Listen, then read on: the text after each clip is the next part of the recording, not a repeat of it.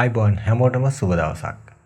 අද අපි කතා කරන්න යන්නේ මේ දවස්වල ගොඩක් අයට අවශ්‍ය වෙලා තියෙන මාතෘකාවක්. ඉතින් ඔයාලා දන්නවා මේ වෙද්දී 2025 අප්‍රේල් මාසේ පළවෙනිදායින් පස්සේ ඔයාට තියෙනවා නම් බැංකු ගිණුමක් එහෙම නැත්නම් ස්ථාවර තැන්පතුවක් මොනෑම හෝ බැංකුවක ලංකාව තුල withholding tax එහෙම නැත්නම් රඳවා තබා ගැනීමේ බද්ද කියලා බද්දක් මේ වෙද්දි ඔයාලා දන්නවා මේක 105ක් තමයි තිබ්බේ. නමුත් මේ වෙද්දි මේක 2025 අප්‍රේල් මාසේ පළවෙනිදායින් පස්සේ 10%ක් දක්වා මේ බදු ප්‍රතිශතය වැඩි කරලා තියෙනවා. එතකොට මෙන්න මේ බද්දට ඔයා යටත් වෙනවා ශ්‍රී ලංකාවේ පුරවැසියෙක් නම් ඔයාට බැංකු ගිණුමක් තියෙනවා නම් හෝ ස්ථාවර තැන්පතුවක් තියෙනවා නම් මෙන්න මේවා මේ බද්දට යටත් වෙනවා. එතකොට මෙන්න මේක ලංකාවේ පුරවැසියෙක් වුණත් අවුරුද්දකට රුපියල් ලක්ෂ 18කට වඩා වැඩි ආදායමක් ලබන්නේ නැති කෙනෙක්ට self declaration form එකක් එහෙම නැත්නම් අපි කියන ස්වයං ප්‍රකාශයක් දීලා මෙන්න මේ බද්දෙන් නිදහස් වෙන්න පුළුවන්. එහෙම නැත්නම් මේ බදු අය කරන එක අය කරන්න එපා කියලා බැංකුවෙන් ඉල්ලීමක් කරාට පස්සේ මේක අය කරන්නේ නැහැ. ඉතින් මේකට ප්‍රධාන වශයෙන්ම මේ වෙද්දි ගොඩක් අයට ඕන වෙලා තියෙනවා TIN number එකක්. එහෙම නැත්නම් tax identification number එහෙම නැත්නම් බදු ගෙවන්නන් හඳුනා ගැනීමේ අංකය අනිවාර්යයි මේකට.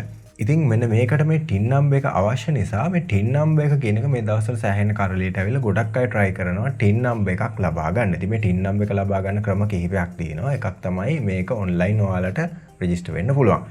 online register වෙන්නේ කොහොමද කියලා අපි මෙතනින් වීඩියෝ එකක් දීලා තියෙනවා. මේ විදිහට ගිහලා බලන්න පුළුවන්. එහෙම නැත්නම් description එකේ තියෙනවා. එහෙම නැත්නම් ඔයාලට TIN number online registration කියලා search කරලා අමිලනෙට් කියලා search කරන්න මේ විදිහට ඔයාලට මේ වීඩියෝ එක බලා ගන්න පුළුවන්. right. මේක fill කරන්න කලින් ඔයාලට දැන් පොඩි වැඩක් කරන්න තියෙනවා. ඒ මොනවද කියලාත් කියලා දෙන්නම්. ඒ වගේම තමයි තවත් ගොඩක් අය මගෙන් අහපු ප්‍රශ්නයක් තමයි මේ ටිකේම මම TIN number එක හදන්න ගියාම already registered කියලා එනවා. ඉතින් මෙන්න මේ ප්‍රශ්න වලට තමයි අද ප්‍රධාන වශයෙන්ම මම මේ වීඩියෝ එක කරන්න හිතුවේ. හරි. ඉතින් වීඩියෝ එකට ගිහිල්ලා අපි මේ මාතෘකා සවිස්තරාත්මකව කතා කරමු. ඉතින් අමිලනෙට් YouTube channel එකට ඔයාලා අලුත් කෙනෙක් නම් subscribe කරගෙන යන්න පුළුවන්. ඒ වගේම තමයි මේ වීඩියෝ එක තවත් යාළුවෙක්ටත් share කරන්න පුළුවන්. එහෙමනම් ඉක්මනටම යමු අද වීඩියෝ එකට.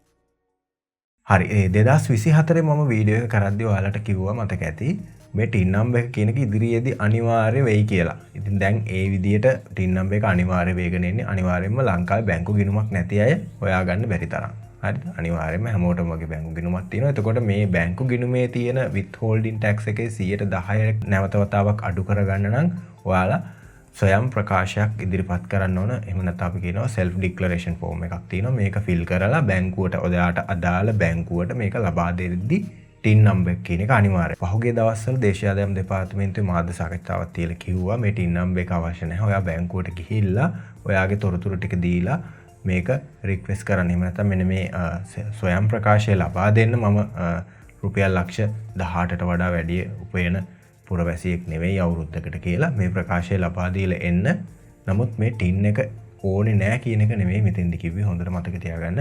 ඊට පස්සේ කරන්නේ මේ බැංකු පද්ධති වලින් මේ තොරතුරු එකතු කරගෙන දේශීය ආදායම් දෙපාර්තමේන්තුවට මේ තොරතුරු ටික දුන්නට පස්සේ දේශීය ආදායම් දෙපාර්තමේන්තුවෙන් මේවට අදාළව TIN numbers create කරනවා.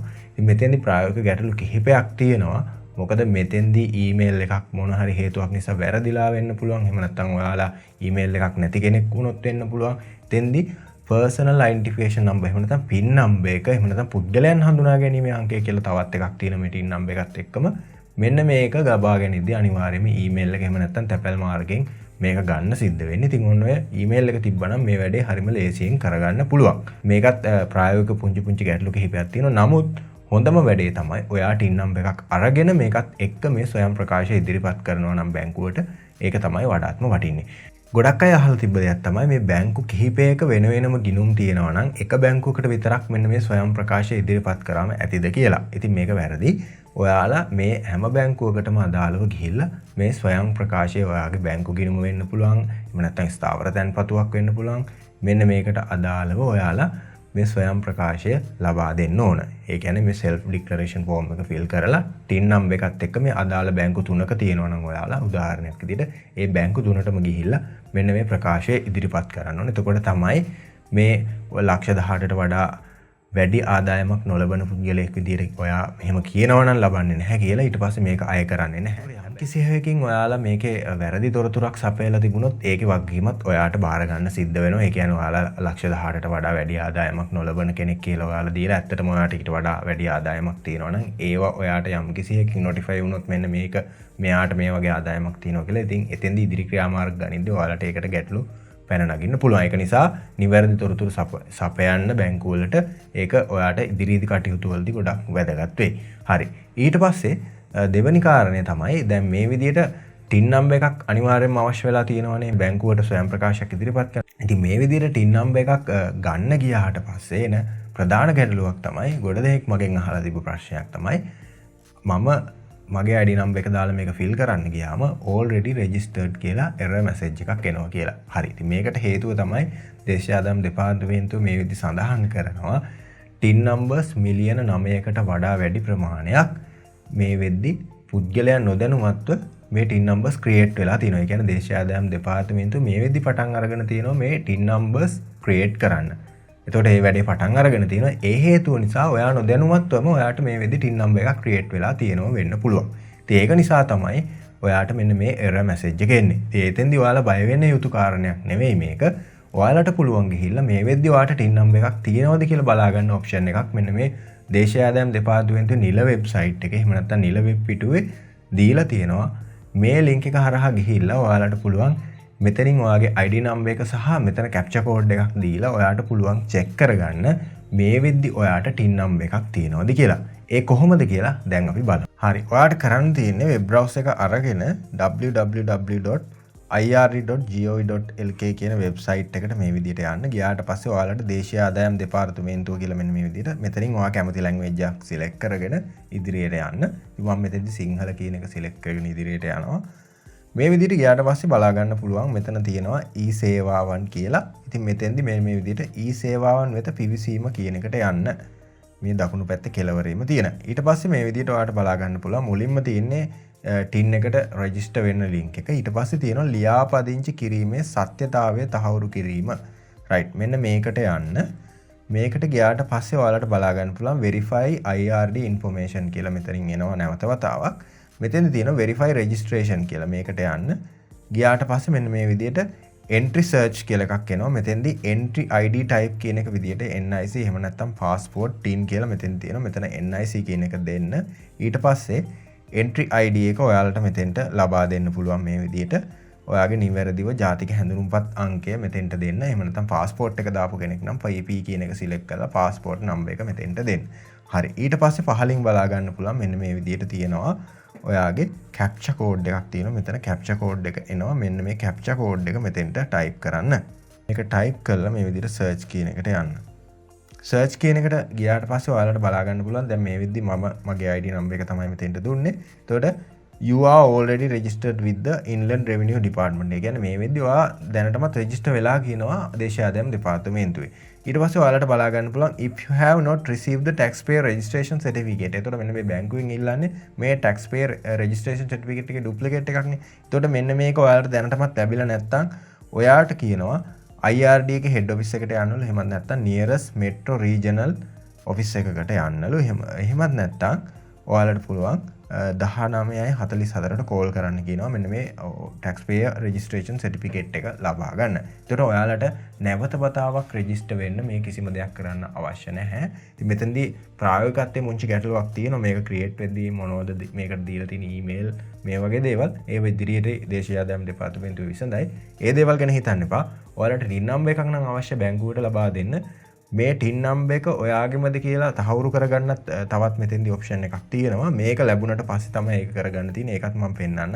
මෙතනින් බැක් වුණාට පස්සේ ඔයාලට බලා ගන්න පුළුවන්. මෙතන තියෙනවා මෙන්න මේ විදිහට පහළට සහතිකයේ සත්‍යතාවය තහවුරු කිරීම කියලා මෙන්න මෙතෙන්දී තියෙනවා verify certificate කියලා. මෙන්න මේ certificate එකත් එක්ක ඔයාලට taxpayer identification number කියන ටින් නම්බර් එක ලැබුණට පස්සේ ඒ වගේම තමයි DIN කියලා එකක් හම්බ වෙනවා. එහෙම නැත්නම් document එකේ දකුණු පැත්තේ පහළම කෙළවරේ ඔයාලට බලා ගන්න පුළුවන් නම්බර් එකක් තියෙනවා. අංක 16ක මෙන්න මේ අංක මෙතෙන්ට දීලා ඊට පස්සේ certificate එකේ නම මෙතෙන්දී අහනවා මොකද්ද මේ certificate එක කියලා. ඒතර එන්නේ certificate එක මෙතනින් select කරන්න. සමා වෙන්න මේක අංක 15ක DIN එක අංක 15ක් වෙන්නේ 16ක් නෙවෙයි මට වැරදුනා. ඊට පස්සේ මේ සර්ටිෆිකේට් එකේ නේම් එක මෙතෙන්දී සිලෙක්ට් කරගන්න පුළුවන් මෙන්න මේ විදිහට. මෙතෙන්දී තියෙනවා TIN certificate original එහෙම නැත්නම් TIN certificate duplicate මේ විදිහට ගිහිල්ලා ඊට පස්සේ මේකෙත් captcha code එක මේ විදිහට දීලා search කියන එකට යන්න. ඊට පස්සේ මේකට අදාළ තොරතුරු ඔයාලට බලා ගන්න හැකියාව තියෙනවා. ඉතින් මෙන්න මේ services දෙක ඒගොල්ලෝ මේ විදිහට introduce කරලා තිනවා. ඒ වගේම තමයි ගොඩක් අය මේ අහලා තිබ්බා මෙන්න මේ self declaration form එක කොහෙන්ද ලබා ගන්න කියලා. ඒ කියන්නේ බැංකුවට මේ ලබා දෙන form එක කොහොමද බාගත කරගන්න මොනවා හරි තියෙනවද කියලා. ඉතින් මෙන්න මේ විදිහට බලා ගන්න පුළුවන්. මෙතන e-සේවාවන් කියන එකට යන්න. එතනින් ඔයාලට බලා ගන්න පුළුවන් ආකෘති පත්‍ර කියලා එකක් තියෙනවා. මේ ආකෘති පත්‍ර කියන එකට ගියාට පස්සේ මෙන්න මෙතන තියෙනවා රඳවා ගැනීමේ බද්ද WHT අත්තිකාරම් ආදායම් බද්ද. ඊට පස්සේ මෙන්න මෙතන තියෙනවා බදු අය නොකළ යුතු තත්ත්වය පිළිබඳ වාසික පුද්ගලයෙකු විසින් කරනු ලබන ප්‍රකාශය. මෙන්න මේ විදිහට ගියාට පස්සේ ඔයාලට බලා ගන්න පුළුවන්. මෙන්න මේ විදිහට මේ ෆෝම් එක ඔයාලට ඩවුන්ලෝඩ් කරගන්න පුළුවන්. ඉතින් මේ ෆෝම් එක ෆිල් කරගනිද්දි කොහොමද කරන්නේ කියලා අපි ඉදිරියේදී තවත් වීඩියෝ එකක් අරගෙන එන්නම්. මේ ෆෝම් එක කොහොමද ෆිල් කරගන්නේ කියලා. ඒ වගේම තමයි බැංකුවට මේක ලබා දෙන්න ඕනදී මොනවද මේකට ඇතුළත් කරන්න ඕන තොරතුරු කියලා. ඉතින් මෙන්න මෙතෙන්දි තමයි අහන්නේ මේ බදු ගෙවන්න හඳුනා ගැනීමේ අංකය. එහෙම නැත්නම් TIN number එක මෙතෙන්ට. ඒ වගේම තමයි ඉතුරු තොරතුරු ඔයාලට මෙතෙන්දි ෆිල් කරගන්න පුළුවන්. ඒ කියන්නේ තියෙනවා. ඒ වගේම තමයි මෙන්න මේ විදිහට ඔයාලට බලා ගන්න පුළුවන්. ඉහත තක්සේරු වර්ෂය සඳහා මෙම බැංකුවේ මූල්‍ය ආයතනයේ ඉහත ගිණුමේ ගිණුම්වල හෝ වෙනත් ඕනෑම බැංකුවක හෝ මූල්‍ය ආයතනයක ඇති වෙනත් ඕනෑම ගිණුමක තැන්පතු වලින් ලැබිය යුතු මුළු පොලිය සහ මගේ අනෙකුත් තක්සේරු කළ හැකි ආදායම් එකතුව ලක්ෂ 18 නොමික්මවන බව ප්‍රකාශ කරමි. මේක තමයි මෙතෙන්දී අවශ්‍ය වෙන්නේ. එතකොට මෙන්න මේ ප්‍රකාශය ලබා දුන්නට පස්සේ ඔයාලගෙන් 10%ක මෙන්න මේ අය කිරීම අය කරන්නේ නැහැ කියන එක තමයි මේ විදිහට සඳහන් වෙන්නේ. ඇත්තට මේක අය කරන්නේ නැහැ. හරි. ඉතින් මේක ඔයාලට ලබා දෙන්න පුළුවන්. ඉතින් ගොඩක් අයට මෙන්න මේක ලබා දෙන්න තියෙන ගැටලුව තමයි මේ TIN number එක. ඉතින් මේ TIN number එක ලබා ගන්නදී දැන් ඔයාලට පැහැදිලි ඇති TIN number එක ඔයාලා already registered කියලා එනවනම් බය වෙන්න දෙයක් නැහැ. ඔයාලට කරන්න තියෙන්නේ දේශීය ආදායම් දෙපාර්තමේන්තුවේ ළඟම තියෙන කාර්යාලයකට යන්න. ගිහිල්ලා මේ පිළිබඳ විමසීමක් කරන්න පුළුවන්. එහෙම නැත්නම් 1944ට කෝල් කරන්න පුළුවන්. එහෙමත් නැත්නම් ඔයාලට දැනටම චෙක් කරගන්න පුළුවන්. ඇත්තටම මම මේකෙදි නැවත නැවත රෙජිස්ටර් වෙන්න අවශ්‍ය නැහැ. ගිහිල්ලා ඔයාලට පුළුවන් මේ විදිහට e-services කියන එකට ගිහිල්ලා මෙතෙන්දි වෙරිෆයි කරගන්න පුළුවන් ඔයාලට දැනටමත් account එකක් තියෙනවද කියලා. මේ දේවල් ඇත්තටම වැදගත්. ඉතින් ඒකත් එක්ක අපිට දැනගන්න පුළුවන් කාලය නාස්ති කරන්නේ නැතුව මට දැන් TIN number එකක් තියෙනවා. ඒක නිසා මම කලබල වෙන්න අවශ්‍ය නැහැ. මේක මට ගන්න පුළුවන්. එතකොට ඒ වගේම තමයි අර පහුගිය දවස්වල මාධ්‍ය සාකච්ඡාවක් තියලා කිව්වා බැංකුවට ගිහිල්ලා TIN number එකක් නැති වුණත් මේ ජ්‍යෙෂ්ඨ පුරවැසියෝ මේ වගේ අය ලොකු අපහසුතාවයකට පත් වෙනවා. TIN number එකක් ගන්න ගියාම මේක සමහරකට ඔන්ලයින් ගන්න ඒගොල්ලොන්ට පැහැදිලිත් නැහැ. ඒ වගේම තමයි කරගන්න කෙනෙකුත් නැහැ. ඒ වගේම තමයි මෙතෙන්දී ලොකු ප්‍රවණතාවයක් තියෙනවා මෙන්න මේ දේවල් ස්කෑම් වෙන්න. ඉතින් ඒකත් එක්ක කියලා තිබ්බා ගිහිල්ලා බැංකුවට ගිහින් මේ තොරතුරු ටික දෙන්න. ඊට පස්සේ බැංකුවෙන් මේ තොරතුරු ටික එකතු කරගෙන දේශීය ආදායම් දෙපාර්තමේන්තුවට මේක ලබා දුන්නා. මේ TIN number එක ක්‍රියේට් කරලා දෙනවා. ඉතින් එතෙන්දී අර පුංචි ගැටලුවක් තියෙන මේ ඊමේල් මෙන්න මේ වගේ දේවල් වල මොනවා හරි මිස්ටේක් එකක් වුණොත් ඒ දේවල් නිවැරදි කරගන්නේ කොහොමද කියලා. ඉතින් ඒවට ඉදිරියේදී කටයුතු සලසයි. ඉතින් ඒකත් එක්ක මේ කාරණේ මෙන්න මේ විදිහට තමයි සිද්ධ වෙන්නේ. ඉතින් ඔයාලට දැන් පැහැදිලි ඇති කොහොමද මෙන්න මේ withholding tax එක අපි අය කරන්නේ නැතුව ඉන්න නම් කොහොමද මෙන්න මේ self declaration form එක ලබා දෙන්නේ සහ ඒකට TIN number එක ලබා ගනිද්දි මෙන්න මේ already registered කියන ගැටලුව ඇවිල්ලා තිබ්බොත් ඒක निराකරණය කරගෙන කොහොමද මේක ලබා දෙන්නේ කියලා. ප්‍රධාන වශයෙන් මෙන්න මේ දේවල් තමයි. ඒ වගේම තමයි මගෙන් ගොඩක් අය අහලා තිබ්බ ප්‍රශ්නයක් තමයි මේ TIN number එක register වෙන්න ගියාට පස්සේ TIN online registration එකේදී details දීලා ඉදිරියට යන්න බෑ කියන එක.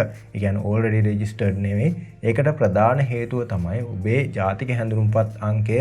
ඒ වගේම තමයි ඔයාගේ මෙතෙන්දී application එක fill කරද්දී අනිවාර්ය වෙන කරුණු. එහෙම නැත්නම් මේ mandatory කියලා sections ටිකක් තියෙනවා. මේ දේවල් රතු පාට තරු ලකුණක් ලබා දීලා තියෙනවා. ඉතින් මෙන්න මේ දේවල් අනිවාර්යයෙන්ම මේ form එක fill කරද්දී අන්තර්ගත වෙන්න ඕන මේ ෆෝම් එකේදී. ඉතින් මේ දේවල් අන්තර්ගත නොවුනොත් තමයි ඉදිරියට යන්න බැරි. ඒ වගේම තමයි ගොඩක් අය අහලා තිබ්බා මෙන්න මේ ඔයාගේ ඇඩ්‍රස් එක වෙරිෆයි කරන්න සපෝටින් ඩොකියුමන්ට්ස් විදියට මෙන්න මේ ගොඩක් ඉල්ලලා තිනවා. මේ දේවල් ඔක්කොම දෙන්න ඕනේද කියලා. එතෙන්දී ඔයාලට ඔයාගේ නමට තියෙනවා නම් ලයිට් බිල් එකක්, එහෙම නැත්නම් වතුර බිලක්, එහෙමත් නැත්නම් මොන හරි බිලින් ප්‍රූෆ් එකක් ඔයාලට ඉදිරිපත් කරන්න පුළුවන්. එහෙම නැත්නම් ජාතික හැඳුනුම්පතේ තියෙන ඇඩ්‍රස් එකම නම් ඔයාලට තියෙන්නේ ඒක දෙන්න පුළුවන්. එහෙම නැත්නම් රියදුරු බලපත්‍රය වෙන්න පුළුවන්. මෙන්න මේ විදියට ඇටච් කරන්න හැකියාව තියෙනවා මෙතෙන්දී ඩොකියුමන්ට්ස් එකක්. ඉතින් මේ දේවල් තමයි ප්‍රධාන වශයෙන් තියෙන්නේ. ඒ වගේම තමයි ඔයාලා ඊමේල් එක ඇඩ් කරද්දි මෙන්න මේකට දෙතුන් පාරක් බලන්න මේකට හරියටම ඊමේල් එක ඇඩ් කරන්න. ඒ වගේම තමයි ඔයාලා මේල් කියන ඔප්ෂන් එක ගන්නවා නම් ඇඩ්‍රස් එක අනිවාර්යයෙන්ම නිවැරදිව ටයිප් කරන්න. මොකද PIN නම්බර් එක නැත්නම් personal identification number කියන එක ඉතාමත් වැදගත්. මොකද TIN account එකට log වෙන්න ගියාට පස්සේ සහ තවත් ඉදිරි කටයුතු වලදී මේ PIN නම්බර් එක අත්‍යවශ්‍යයි. ඉතින් ඒකත් එක්ක ඔයාලා පැහැදිලි ඇති දැන් කොහොමද මෙන්න මේ TIN නම්බර් එකේ මේ ගැටලු ටික निराකරණය කරගෙන මෙන්න මේ withholding tax එක අය කරන එක අඩු කරන්න කියලා self declaration form එක බැංකුවට ලබා දෙද්දි මේ TIN නම්බර් එක ලබා ගන්න කියලා. හරි. ඉතින් මං හිතනවා ඔයාලට පැහැදිලි ඇති කොහොමද මෙන්න මේ withholding tax එක එහෙම නැත්නම් රඳවා ගැනීමේ බද්ද අය කරන එක 10%ක් අය කරන එක නතර කරගන්න self declaration එහෙම නැත්නම් ස්වයං ප්‍රකාශයක් ඉදිරිපත් කරද්දී TIN නම්බර් එක ලබා ගන්න ඕනේ. ඒතකොට TIN නම්බර් එක ලබා ගන්න ගියාම already registered කියලා එනවා නම් මෙන්න මේ ගැටලු ටික ඔක්කොම निराකරණය කරගෙන කොහොමද මෙන්න මේ ෆෝම් එක ෆිල් කරලා බැංකුවට ලබා දෙන්නේ කියලා දැන් ඔයාලට හොඳ අවබෝධයක් තියෙනවා කියලා මම හිතනවා. ඉතින් මේ වගේ තවත් අලුත් වෙන වීඩියෝ එකක් අරගෙන තවත් දවසකින් හම්බෙමු. මේ වගේම තමයි ඔයාලට මේ TIN නම්බර් එක සම්බන්ධ මොන හරි ගැටලුවක් තියෙනවා නම් ඒ වගේම තමයි මේ දේවල් ගැන මොන හරි අපැහැදිලි තැනක් තියෙනවා නම් මතක ඇතුවම කමෙන්ට් එකක් එකතු කරන්න. මේ හැම කමෙන්ට් එකක්ම මම කියවනවා. ගිහිල්ලා නම් හැමෝටම ගොඩක් ස්තුතියි මේ දක්වා වීඩියෝ එක බලුවට.